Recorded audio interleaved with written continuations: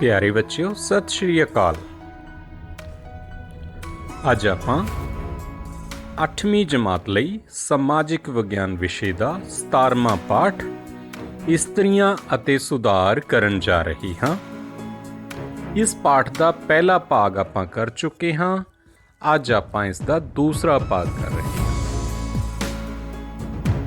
ਅੱਜ ਦਾ ਭਾਗ ਸ਼ੁਰੂ ਕਰਨ ਤੋਂ ਪਹਿਲਾਂ ਤੁਹਾਡੇ ਕੋਲ ਜੋ ਜ਼ਰੂਰੀ ਸਮਾਨ ਹੋਣਾ ਚਾਹੀਦਾ ਹੈ ਉਹ ਹੈ ਸਮਾਜਿਕ ਵਿਗਿਆਨ ਵਿਸ਼ੇ ਦੀ ਪਾਠ ਪੁਸਤਕ, ਕਾਪੀ, ਪੈਨ ਜਾਂ ਪੈਨਸਿਲ।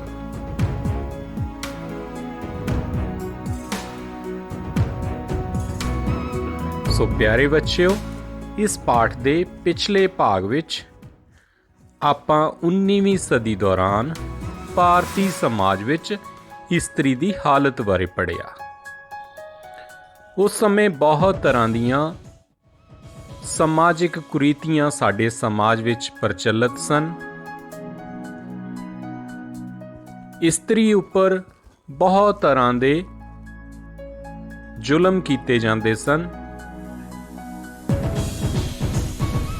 ਲੜਕੀਆਂ ਨੂੰ ਬਚਪਨ ਵਿੱਚ ਹੀ ਮਾਰ ਦਿੱਤਾ ਜਾਂਦਾ ਸੀ।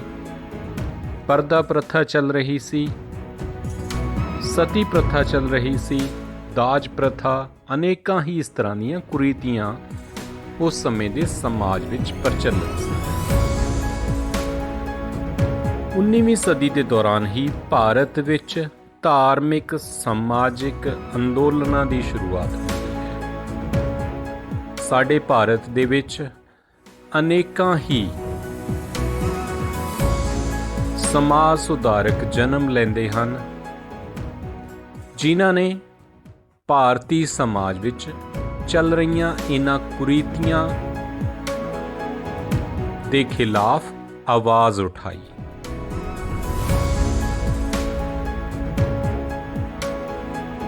ਪਿਆਰੇ ਬੱਚਿਓ, ਇਹਨਾਂ ਸਮਾਜ ਸੁਧਾਰਕਾਂ ਦੇ ਬਾਰੇ ਜਦੋਂ ਆਪਾਂ ਪੜ੍ਹਦੇ ਹਾਂ ਤਾਂ ਤੁਹਾਨੂੰ ਇਹਨਾਂ ਦੀ ਜੀਵਨ ਤੋਂ ਬਹੁਤ ਵੱਡੀ ਸੇਧ ਮਿਲਦੀ ਹੈ। ਇਹ ਉਹ ਸ਼ਖਸੀਅਤਾਂ ਸਨ ਜਿਨ੍ਹਾਂ ਨੇ ਸਮਾਜ ਨੂੰ ਵੰਗਾਰਿਆ, ਸਮਾਜ ਵਿੱਚ ਚੱਲ ਰਹੀਆਂ ਬੁਰਾਈਆਂ ਨੂੰ ਖਤਮ ਕਰਨ ਦਾ ਯਤਨ ਹੀ ਨਹੀਂ ਕੀਤਾ, ਸਫਲ ਵੀ ਹੋਏ। ਇਹਨਾਂ ਸਮਾਜ ਸੁਧਾਰਕਾਂ ਦੀ ਬਦੌਲਤ ਭਾਰਤ ਦਾ ਅੱਜ ਦਾ ਸਮਾਜ ਸਿਰਜਿਆ ਹੋਇਆ ਹੈ। ਸੋ ਆਓ ਆਪਾਂ ਇਹਨਾਂ ਬਾਰੇ ਪੜ੍ਹਨਾ, ਇਹਨਾਂ ਬਾਰੇ ਜਾਣਨਾ ਸ਼ੁਰੂ ਕਰੀਏ।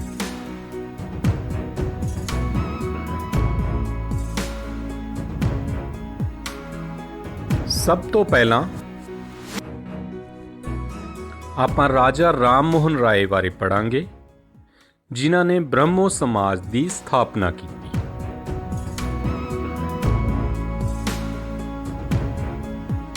ਸਮਾਜ ਉਦੋਂ ਤੱਕ ਤਰੱਕੀ ਨਹੀਂ ਕਰ ਸਕਦਾ ਜਦੋਂ ਤੱਕ ਇਸਤਰੀਆਂ ਨੂੰ ਪੁਰਸ਼ਾਂ ਦੇ ਬਰਾਬਰ ਅਧਿਕਾਰ ਨਹੀਂ ਦਿੱਤੇ ਜਾਂਦੇ। ਇਹ ਸ਼ਬਦ ਰਾਜਾ ਰਾਮ ਮੋਹਨ ਰਾਏ ਜੀ ਦੇ ਹਨ।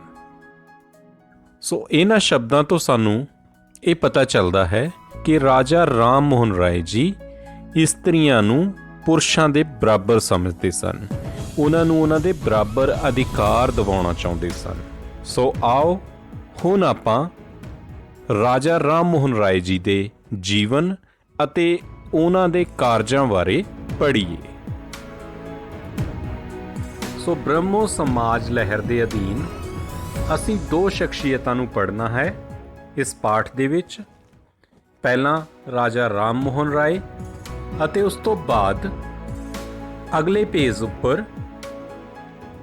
ਕੇਸ਼ਵ ਚੰਦਰ ਸੇਨ ਜੀ ਦੇ ਬਾਰੇ। ਸੋ ਇਹਨਾਂ ਦੋਨੋਂ ਸ਼ਖਸੀਅਤਾਂ ਨੂੰ ਆਪਾਂ ਪਹਿਲਾਂ ਪੜ੍ਹਾਂਗੇ।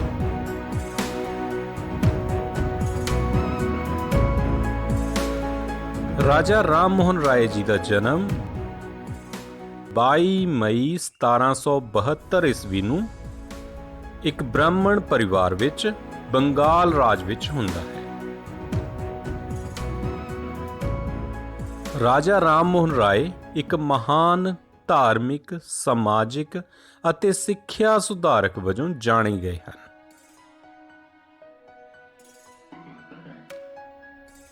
ਉਸ ਸਮੇਂ ਚੱਲ ਰਹੀਆਂ ਕੁਰੀਤੀਆਂ ਦੇ ਵਿੱਚੋਂ ਇੱਕ ਕੁਰੀਤੀ ਸੀ ਸਤੀ ਪ੍ਰਥਾ। ਇਹ ਉਹ ਪ੍ਰਥਾ ਸੀ ਜਿਸ ਅਨੁਸਾਰ ਜੇ ਕਿਸੇ ਇਸਤਰੀ ਦਾ ਪਤੀ ਮਰ ਜਾਂਦਾ ਤਾਂ ਉਸ ਨੂੰ ਉਸ ਦੀ ਚਿਤਾ ਦੇ ਵਿੱਚ ਜਿਉਂਦੀ ਨੂੰ ਹੀ ਜਲਣਾ ਪੈਂਦਾ ਸੀ।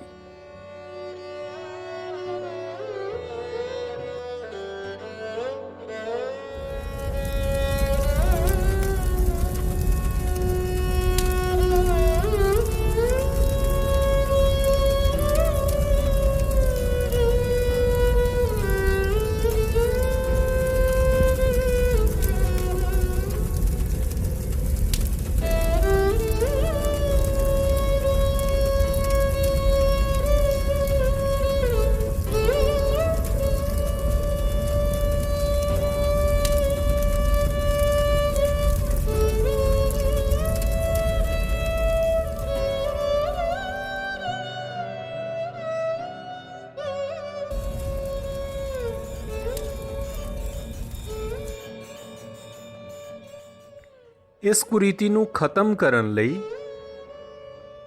ਮੁਗਲ ਬਾਦਸ਼ਾਹ ਅਕਬਰ ਨੇ ਵੀ ਯਤਨ ਕੀਤਾ।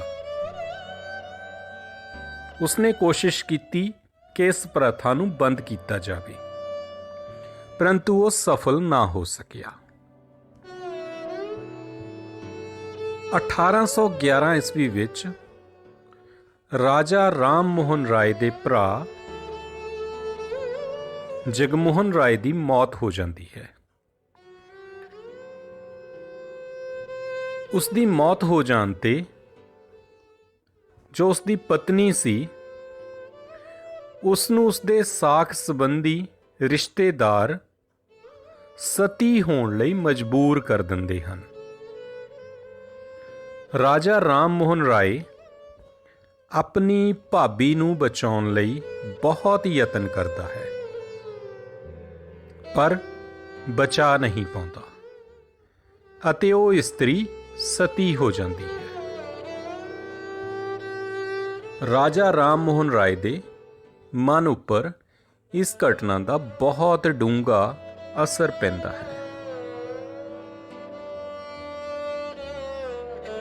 ਉਹ ਸਤੀ ਪ੍ਰਥਾ ਦੇ ਵਿਰੁੱਧ ਪ੍ਰਚਾਰ ਕਰਨਾ ਸ਼ੁਰੂ ਕਰਦਾ ਹੈ। ਇਸ ਦੇ ਲਈ ਉਹ ਲੇਖ ਲਿਖਣੇ, ਭਾਸ਼ਣ ਦੇਣੇ ਆਦਿ ਵਿਧੀਆਂ ਨੂੰ ਅਪਣਾਉਂਦਾ ਹੈ। ਪਿਆਰੇ ਬੱਚਿਓ, ਇੱਕ ਅਨੁਮਾਨ ਲਗਾਇਆ ਜਾਂਦਾ ਹੈ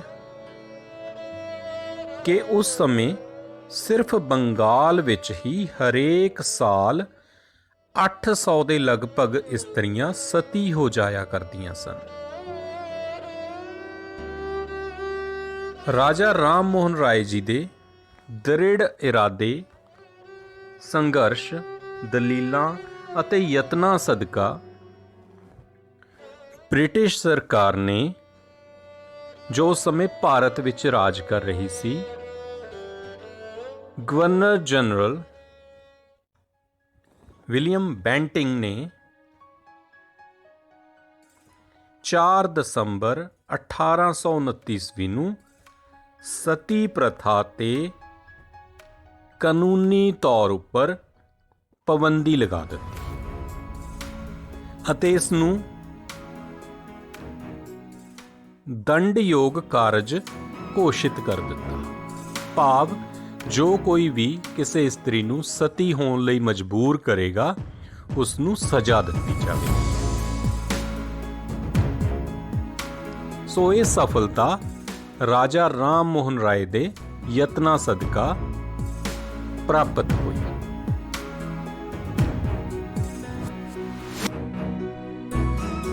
ਰਾਜਾ ਰਾਮ ਮੋਹਨ ਰਾਏ ਲੜਕੀ ਦੀ ਹੱਤਿਆ ਕਰਨਾ, ਬਾਲ ਵਿਆਹ, ਬਹੁ ਵਿਆਹ, ਪਰਦਾ ਪ੍ਰਥਾ ਆਦਿ ਦੇ ਖਿਲਾਫ ਸਨ। ਉਹ ਵਿਧਵਾ ਵਿਆਹ ਦੇ ਹੱਕ ਵਿੱਚ ਸਨ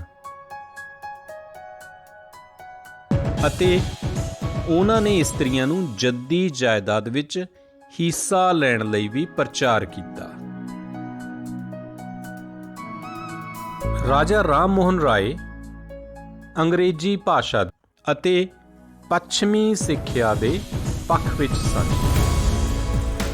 1824 ਈਸਵੀ ਵਿੱਚ ਕਲਕੱਤਾ ਵਿਖੇ ਸੰਸਕ੍ਰਿਤ ਕਾਲਜ ਦੀ ਸਥਾਪਨਾ ਹੋਈ ਤਾਂ ਰਾਜਾ ਰਾਮ ਮੋਹਨ ਰਾਏ ਨੇ ਇਸ ਦਾ ਵਿਰੋਧ ਕੀਤਾ ਅਤੇ ਉਹਨਾਂ ਨੇ ਅੰਗਰੇਜ਼ੀ ਸਰਕਾਰ ਨੂੰ ਖਤ ਲਿਖਿਆ।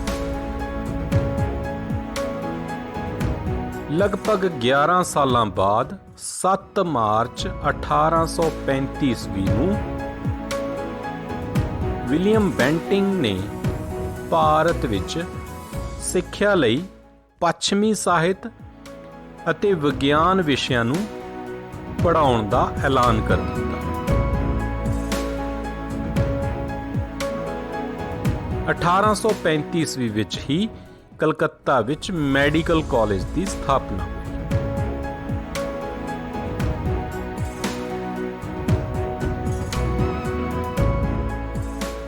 ਰਾਜਾ ਰਾਮ ਮੋਹਨ ਰਾਏ ਜੀ ਨੇ ਹੀ ਬ੍ਰਹਮੋ ਸਮਾਜ ਦੀ ਸਥਾਪਨਾ ਕੀਤੀ। ਬ੍ਰਹਮੋ ਸਮਾਜ ਦੇ ਵਿੱਚ ਰਾਜਾ ਰਾਮ ਮੋਹਨ ਰਾਏ ਜੀ ਤੋਂ ਬਾਅਦ ਇੱਕ ਹੋਰ ਆਗੂ ਉੱਭਰ ਕੇ ਆਉਂਦਾ ਹੈ ਜਿਸ ਦਾ ਨਾਮ ਹੈ ਕੇਸ਼ਵ ਚੰਦਰ ਸੇਨ। ਬਹੁਤ ਛੋਟੀ ਉਮਰ ਵਿੱਚ ਹੀ ਉਹਨਾਂ ਦੇ ਪਿਤਾ ਜੀ ਦਾ ਦੇਹਾਂਤ ਹੋ ਜਾਂਦਾ ਹੈ ਤਾਂ ਉਹ ਆਪਣੀ ਮਾਤਾ ਦੇ ਪ੍ਰਭਾਵ ਹੇਠ ਧਾਰਮਿਕ ਵਿਚਾਰਧਾਰਾ ਵਿੱਚ ਆ ਜਾਂਦੇ ਹਨ।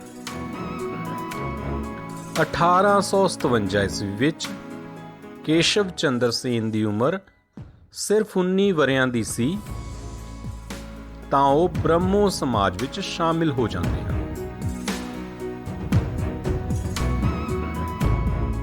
1860 ਈਸਵੀ ਵਿੱਚ ਕੇਸ਼ਵ ਚੰਦਰ ਸੇਨ ਨੇ ਸੰਗਤ ਸਭਾ ਸਥਾਪਿਤ ਕੀਤੀ ਜਿਸ ਵਿੱਚ ਧਰਮ ਸੰਬੰਧੀ ਮਾਮਲਿਆਂ ਬਾਰੇ ਵਿਚਾਰ ਵਟਾਂਦਰਾ ਹੁੰਦਾ ਹੈ। ਕਿਸ ਤਰ੍ਹਾਂ ਦੇ ਮਾਮਲੇ ਜੋ ਧਰਮ ਨਾਲ ਸੰਬੰਧ ਰੱਖਦੇ ਹਨ। ਇਹ ਸਭਾ ਵਿੱਚ ਫੈਸਲਾ ਹੋਇਆ ਕਿ ਜਾਤੀ ਪ੍ਰਥਾ ਵਿੱਚ ਵਿਸ਼ਵਾਸ ਨਾ ਰੱਖਿਆ ਜਾਵੇ ਅਤੇ ਦੁਰਗਾ ਪੂਜਾ ਜੋ ਬੰਗਾਲ ਦੇ ਵਿੱਚ ਬਹੁਤ ਜ਼ਿਆਦਾ ਪੂਜਾ ਕੀਤੀ ਜਾਂਦੀ ਸੀ ਤਾਂ ਇਹ ਵੀ ਫੈਸਲਾ ਹੋਇਆ ਕਿ ਦੁਰਗਾ ਪੂਜਾ ਕਰਨੀ ਬੰਦ ਕੀਤੀ ਜਾਵੇ। ਉਹਨਾਂ ਨੇ ਬਾਲ ਵਿਆਹ, ਬਹੁ ਵਿਆਹ ਜਿਹੀਆਂ ਕੁਰੀਤੀਆਂ ਦੇ ਖਿਲਾਫ ਸਖਤ ਆਵਾਜ਼ ਉਠਾਈ।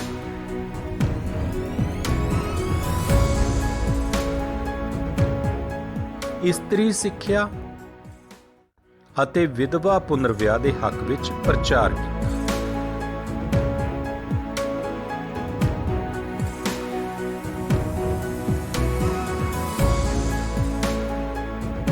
ਕੇਸ਼ਵ ਚੰਦਰ ਸੇਨ ਦੇ ਯਤਨਾਂ ਸਦਕਾ ਹੀ 1872 ਈਸਵੀ ਵਿੱਚ ਅੰਗਰੇਜ਼ ਸਰਕਾਰ ਨੇ ਦੂਜੇ ਵਿਆਹ ਤੇ ਕਾਨੂੰਨੀ ਤੌਰ ਉੱਪਰ ਪਾਬੰਦੀ ਲਗਾ ਦਿੱਤੀ।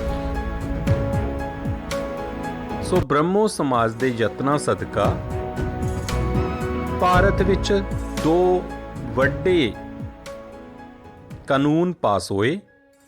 ਇੱਕ ਸਤੀ ਪ੍ਰਥਾ ਦੇ ਖਿਲਾਫ 1829 ਈਸਵੀ ਵਿੱਚ ਪਾਸ ਹੋਇਆ। ਦੂਸਰਾ ਦੂਜੇ ਵਿਆਹ ਤੇ ਪਾਬੰਦੀ, ਇਹ 1872 ਈਸਵੀ ਵਿੱਚ ਹੋਇਆ। ਆਓ ਹੁਣ ਅੱਗੇ ਪੜ੍ਹੀਏ ਆਪਾਂ ਆਰੀਆ ਸਮਾਜ ਬਾਰੇ ਅਤੇ ਸਵਾਮੀ ਦਇਆਨੰਦ ਸਰਸਵਤੀ ਜੀ ਬਾਰੇ।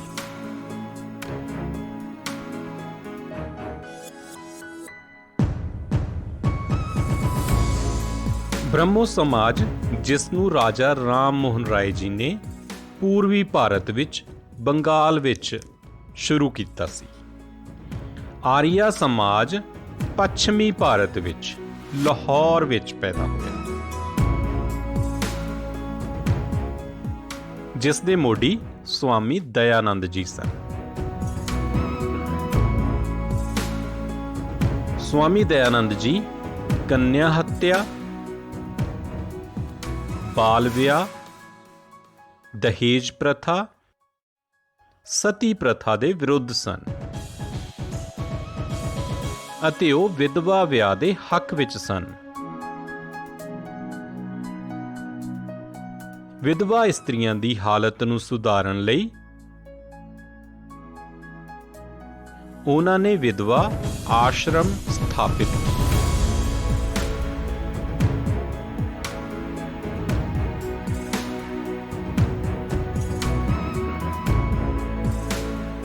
स्वामी दयानंद जी ने पुरुष ਅਤੇ ਇਸਤਰੀ ਦੀ ਸਮਾਨਤਾ ਦਾ ਪ੍ਰਚਾਰ ਕੀਤਾ।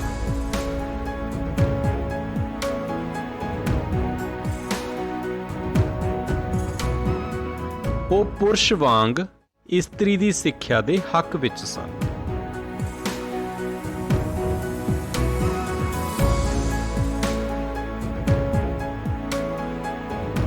ਭਾਰਤ ਦੇ ਵੱਖ-ਵੱਖ ਹਿੱਸਿਆਂ ਵਿੱਚ ਲੜਕੀਆਂ ਦੀ ਸਿੱਖਿਆ ਲਈ ਸਕੂਲ ਸਥਾਪਿਤ ਕੀਤੇ।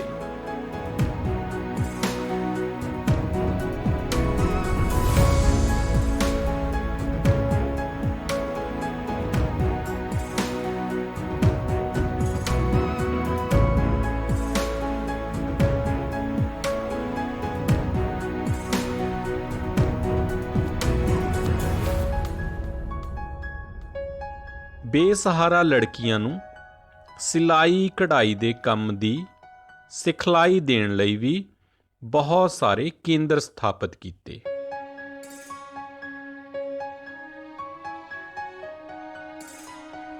ਸੋ ਇਹ ਕਾਰਜ ਸਨ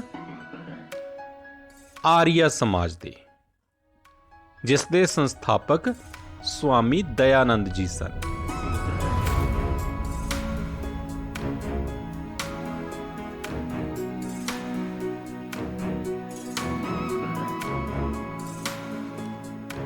ਸੋ ਪਿਆਰੇ ਬੱਚਿਓ, ਆਓ ਹੁਣ ਆਪਾਂ ਇੱਕ ਹੋਰ ਮਹਾਨ ਸਮਾਜ ਸੁਧਾਰਕ ਬਾਰੇ ਪੜ੍ਹਦੇ ਹਾਂ।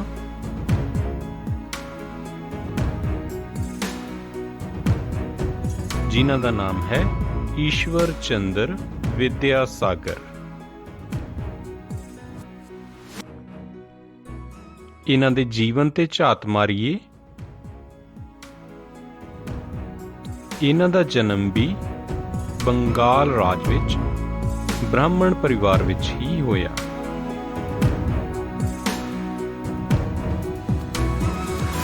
ਸੰਸਕ੍ਰਿਤ ਕਾਲਜ ਕਲਕੱਤਾ, ਜਿਸ ਬਾਰੇ ਆਪਾਂ ਪਹਿਲਾਂ ਵੀ ਗੱਲ ਕੀਤੀ ਸੀ, ਉਸ ਕਾਲਜ ਵਿੱਚ ਆਪ ਨੂੰ ਆਪ ਦੇ ਗਿਆਨ ਸਦਕਾ ਵਿਦਿਆਸਾਗਰ ਨਾਂ ਦਿੱਤਾ ਗਿਆ।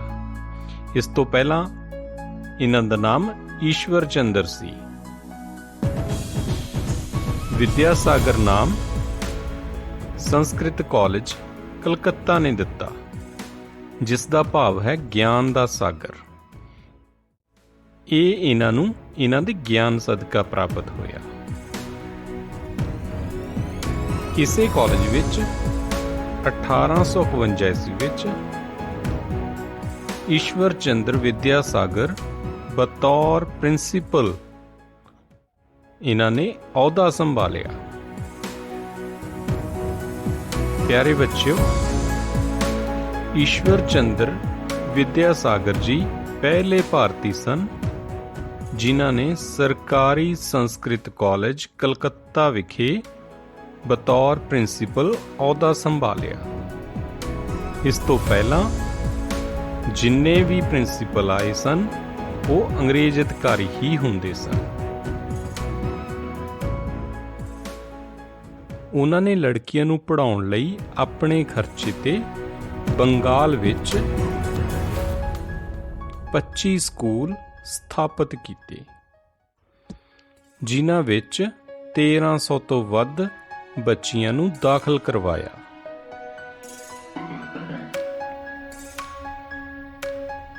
ਉਹਨਾਂ ਨੇ ਵਿਧਵਾ ਵਿਆਹ ਸੰਬੰਧੀ ਸੰਘਰਸ਼ ਸ਼ੁਰੂ ਕੀਤਾ।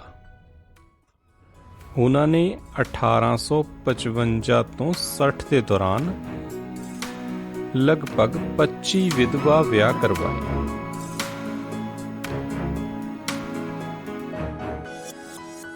ਉਹਨਾਂ ਨੇ ਬਾਲ ਵਿਆਹ ਦਾ ਖੰਡਨ ਕੀਤਾ।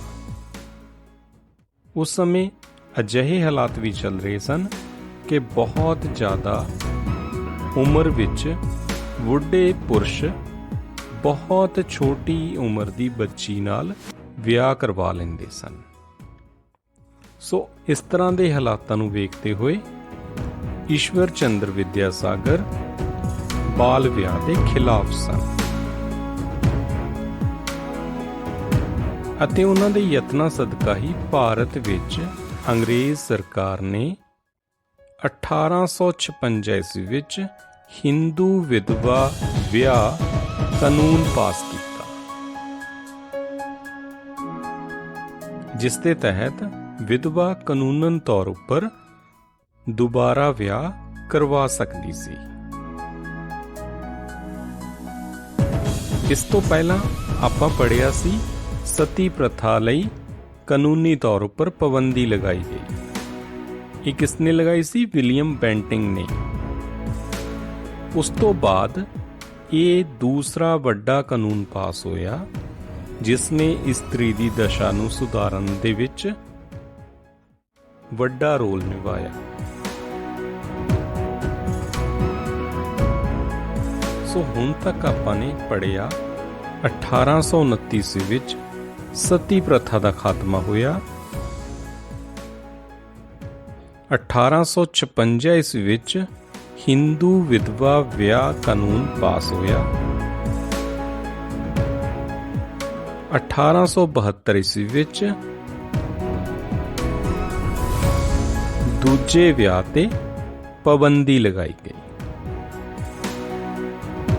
ਸੋ ਪਿਆਰੇ ਬੱਚਿਓ, ਅੱਜ ਦੇ ਇਸ ਭਾਗ ਵਿੱਚ ਆਪਾਂ ਬ੍ਰਹਮੋ ਸਮਾਜ, ਆਰੀਆ ਸਮਾਜ ਅਤੇ ਈਸ਼ਵਰ ਚੰਦਰ ਵਿਦਿਆਸਾਗਰ ਉਹਨਾਂ ਦੁਆਰਾ ਕੀਤੇ ਗਏ ਕਾਰਜ, ਇਹਨਾਂ ਬਾਰੇ ਵਿਸਥਾਰ ਪੂਰਵਕ ਪੜ੍ਹਿਆ। ਸੋ ਆਓ ਹੁਣ ਜੋ ਵੀ ਭਾਗ ਆਪਾਂ ਨੇ ਪੜ੍ਹਿਆ ਹੈ ਉਸ ਦੇ ਵਿੱਚੋਂ ਆਪਾਂ ਦੁਹਰਾਈ ਕਰਦੇ ਹਾਂ, ਜਿਸ ਦੇ ਲਈ ਆਪਾਂ ਤੁਹਾਡੀ ਸਮਾਜਿਕ ਵਿਗਿਆਨ ਦੀ ਪਾਠ ਪੁਸਤਕ ਵਿੱਚ ਦਰਜ ਪ੍ਰਸ਼ਨ ਉੱਤਰ ਕਰ ਰਹੇ ਹਾਂ। ਸੋ ਇਹਨਾਂ ਪ੍ਰਸ਼ਨਾਂ ਦੇ ਵਿੱਚੋਂ ਜੋ ਭਾਗ ਅਸੀਂ ਅੱਜ ਕੀਤਾ ਹੈ ਉਸ ਦੇ ਨਾਲ ਸੰਬੰਧਿਤ ਪਹਿਲਾ ਪ੍ਰਸ਼ਨ ਆਉਂਦਾ ਹੈ, ਸਤੀ ਪ੍ਰਥਾ ਨੂੰ ਕਦੋਂ, ਕਿਸਨੇ ਅਤੇ ਕਿਸ ਦੇ ਯਤਨਾਂ ਸਦਕਾ ਗੈਰ ਕਾਨੂੰਨੀ ਘੋਸ਼ਿਤ ਕੀਤਾ ਗਿਆ। ਇਸ ਪ੍ਰਸ਼ਨ ਵਿੱਚ ਸਾਨੂੰ 3 ਚੀਜ਼ਾਂ ਪੁੱਛੀਆਂ ਗਈਆਂ ਹਨ। ਸਤੀ ਪ੍ਰਥਾ ਕਦੋਂ, ਕਿਸਨੇ ਅਤੇ ਕਿਸ ਦੇ ਯਤਨਾਂ ਸਦਕਾ। ਸੋ ਇਹਨਾਂ 3 ਚੀਜ਼ਾਂ ਦਾ ਅਸੀਂ ਜਵਾਬ ਦੇਣਾ ਹੈ। ਸਤੀ ਪ੍ਰਥਾ ਕਦੋਂ ਖਤਮ ਹੋਈ ਸੀਗੀ? 1829 ਈਸਵੀ ਦੇ ਵਿੱਚ। ਕਿਸਨੇ ਖਤਮ ਕੀਤੀ ਸੀ? ਲਾਰਡ ਵਿਲੀਅਮ ਬੈਂਟਿਕ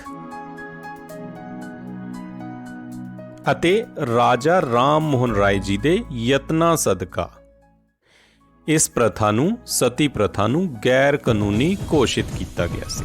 ਸੋ ਇਹ ਸੀ ਸਾਡਾ ਪਹਿਲੇ ਪ੍ਰਸ਼ਨ ਦਾ ਉੱਤਰ। ਇਸ ਤੋਂ ਬਾਅਦ ਦੂਸਰਾ ਪ੍ਰਸ਼ਨ, ਜਿਸ ਵਿੱਚ ਪੁੱਛਿਆ ਗਿਆ ਹੈ ਕਿਸ ਸਾਲ ਵਿਧਵਾ ਵਿਆਹ ਕਰਾਉਣ ਦੀ ਕਾਨੂੰਨੀ ਤੌਰ ਤੇ ਆਗਿਆ ਦਿੱਤੀ ਗਈ। ਸੋ ਇਸ ਪ੍ਰਸ਼ਨ ਦੇ ਉੱਤਰ ਵਿੱਚ ਅਸੀਂ ਸਮਾਂ ਦੱਸਣਾ ਹੈ, ਸਾਲ ਦੱਸਣਾ ਹੈ। ਉਹ ਸੀ 1856 ਈਸਵੀ। 1856 ਈਸਵੀ ਵਿੱਚ ਵਿਧਵਾ ਵਿਆਹ ਕਰਾਉਣ ਤੇ ਕਾਨੂੰਨੀ ਤੌਰ ਤੇ ਆਗਿਆ ਦਿੱਤੀ ਗਈ ਸੀ। ਇਸ ਤੋਂ ਬਾਅਦ ਫਿਰ ਸਾਡੇ ਕੋਲ ਆਉਂਦਾ ਹੈ ਪ੍ਰਸ਼ਨ ਨੰਬਰ 6। ਰਾਜਾ ਰਾਮ ਮੋਹਨ ਰਾਏ ਦੁਆਰਾ ਇਸਤਰੀ ਦੀ ਦਸ਼ਾ ਸੁਧਾਰਨ ਬਾਰੇ ਪਾਏ ਗਏ ਯੋਗਦਾਨ ਦਾ ਸੰਖੇਪ ਵਿੱਚ ਵਰਣਨ ਕਰਨਾ ਹੈ। ਸੋ ਰਾਜਾ ਰਾਮ ਮੋਹਨ ਰਾਏ ਜੀ ਨੇ ਇੱਕ ਬਹੁਤ ਵੱਡਾ ਜੋ ਕਾਨੂੰਨ ਸੀ ਉਹ ਪਾਸ ਕਰਵਾਇਆ ਸੀ, ਜੋ ਸੀ ਸਤੀ ਪ੍ਰਥਾ ਦਾ। ਉਹ ਬਾਲ ਵਿਆਹ, ਬਹੁ ਵਿਆਹ, ਲੜਕੀ ਦੀ ਹੱਤਿਆ ਕਰਨਾ, ਪਰਦਾ ਪ੍ਰਥਾ, ਇਹ ਸਾਰੀਆਂ ਪਰੰਪਰਾਵਾਂ ਦੇ ਉਹ ਖਿਲਾਫ ਸਨ। ਵਿਧਵਾ ਵਿਆਹ ਦੇ ਹੱਕ ਵਿੱਚ ਸਨ। ਸੋ ਉਹਨਾਂ ਨੇ ਸਤੀ ਪ੍ਰਥਾ ਨੂੰ ਖਤਮ ਕਰਨ ਲਈ ਪ੍ਰਚਾਰ ਕੀਤਾ ਸੀ, ਲੇਖ ਲਿਖੇ ਸੀ ਅਤੇ ਭਾਸ਼ਣ ਦਿੱਤੇ ਸਨ। ਫਿਰ ਵਿਲੀਅਮ ਬੈਂਟਿਕ ਦੀ ਸਰਕਾਰ ਸਮੇਂ ਉਹਨਾਂ ਨੇ ਸਤੀ ਪ੍ਰਥਾ ਨੂੰ ਕਾਨੂੰਨੀ ਤੌਰ ਉੱਪਰ 1829 ਈਸਵੀ ਵਿੱਚ ਰੋਕ ਲਗਵਾ ਦਿੱਤੀ ਸੀ। ਸੋ ਇਹ ਇਸ ਪ੍ਰਸ਼ਨ ਦਾ ਉੱਤਰ ਆਏਗਾ। ਇਸ ਤੋਂ ਬਾਅਦ ਆਉਂਦਾ ਹੈ 7ਵਾਂ ਪ੍ਰਸ਼ਨ। ਈਸ਼ਵਰ ਚੰਦਰ ਵਿਦਿਆਸਾਗਰ ਜੀ ਦੁਆਰਾ ਇਸਤਰੀਆਂ ਦੀ ਦਸ਼ਾ ਸੁਧਾਰਨ ਸੰਬੰਧੀ ਕੀ ਯੋਗਦਾਨ ਦਿੱਤਾ ਗਿਆ? ਆਪਾਂ ਇਹਨਾਂ ਬਾਰੇ ਪੜ੍ਹਿਆ ਹੈ, ਸੋ ਇੱਥੇ ਆਪਾਂ ਦੱਸਾਂਗੇ ਉਹਨਾਂ ਨੇ ਕੀ ਕੀ ਕੰਮ ਕਰਵਾਏ ਸੀਗੇ। ਇਸਤਰੀ ਦੀ ਸਿੱਖਿਆ ਦੇ ਪੱਖ ਵਿੱਚ ਸਨ ਉਹ, ਕਿ ਇਸਤਰੀ ਨੂੰ ਵੀ ਸਿੱਖਿਆ ਦਿੱਤੀ ਜਾਣੀ ਚਾਹੀਦੀ ਹੈ। ਬੰਗਾਲ ਵਿੱਚ ਉਹਨਾਂ ਨੇ 25 ਸਕੂਲ ਸਥਾਪਿਤ ਕੀਤੇ ਸਨ। ਵਿਧਵਾ ਵਿਆਹ ਦੇ ਪੱਖ ਵਿੱਚ ਸਨ ਅਤੇ ਉਹਨਾਂ ਨੇ 1855 ਤੋਂ 60 ਦੇ ਦਰਮਿਆਨ 1855 ਤੋਂ 1860 ਈਸਵੀ ਦੇ ਦਰਮਿਆਨ 25 ਵਿਧਵਾ ਵਿਆਹ ਕਰਵਾਏ ਸਨ। ਇਸੇ ਸਮੇਂ ਦੌਰਾਨ 1856 ਈਸਵੀ ਵਿੱਚ ਹਿੰਦੂ ਵਿਧਵਾ ਕਾਨੂੰਨ ਪਾਸ ਕੀਤਾ ਗਿਆ ਸੀ। ਸੋ ਇਹ ਈਸ਼ਵਰ ਚੰਦਰ ਵਿਦਿਆਸਾਗਰ ਜੀ ਦੁਆਰਾ ਇਸਤਰੀ ਦੀ ਦਸ਼ਾ ਸੁਧਾਰਨ ਲਈ ਕਾਰਜ ਕੀਤੇ ਗਏ ਸਨ। ਸੋ ਪਿਆਰੇ ਬੱਚਿਓ, ਇਹ ਸੀ ਸਾਡਾ ਅੱਜ ਦਾ ਇਹ ਭਾਗ। ਮੈਂ ਉਮੀਦ ਕਰਦਾ ਹਾਂ ਕਿ ਮੇਰੇ ਦੁਆਰਾ ਦਿੱਤੀ ਗਈ ਜਾਣਕਾਰੀ ਤੁਹਾਡੇ ਲਈ ਲਾਹੇਵੰਦ ਅਤੇ ਉਪਯੋਗੀ ਹੋਏਗੀ। ਤੁਹਾਡਾ ਸਾਰਿਆਂ ਦਾ ਸਮਾਂ ਦੇਣ ਲਈ ਬਹੁਤ ਬਹੁਤ ਧੰਨਵਾਦ। ਖੁਸ਼ ਰਹੋ।